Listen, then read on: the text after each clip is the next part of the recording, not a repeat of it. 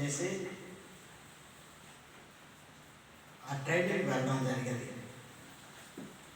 బెంగళూరులో సెలక్షన్ జరిగింది. తర్వాత బెల్గాంలో ట్రైనింగ్ ఇచ్చారు.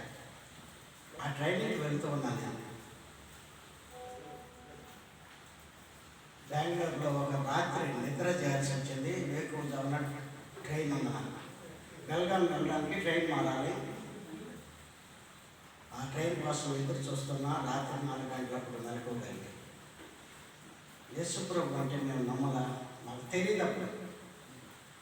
మా అందరూ కూడా విగ్రహారాధికులు. ఆ రాత్రి కాలంలో ఇప్పుడు సేవ చేస్తున్న యేసుప్రభుడు వారు దర్శించాడు. ఆయన యేసుప్రభు అని నేను అనుకున్నాను. నేను హిందువుడు కనుక యేసుప్రభు అని నేను ఆయన గుర్తుపట్టలేదు. ఆయన తెల్లటి అంగీ ధరించాడు. అంగీ లోపల రక్తగాయాలు కనబడుతున్నాయి. ఆయన ఒక మాట అన్నాడు, నువ్వు నాతో కూడా రా అన్నాడు. అంతే, ఒకే మాట. నన్ను వెంబడించు అన్నాడు. అంతే.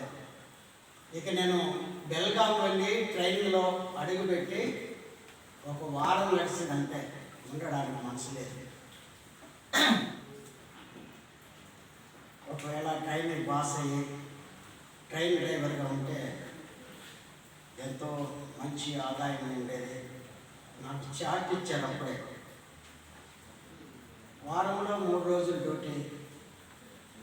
ఆ 3 రోజుల డ్యూటీలో 40 నుంచి 60,000 జీతం.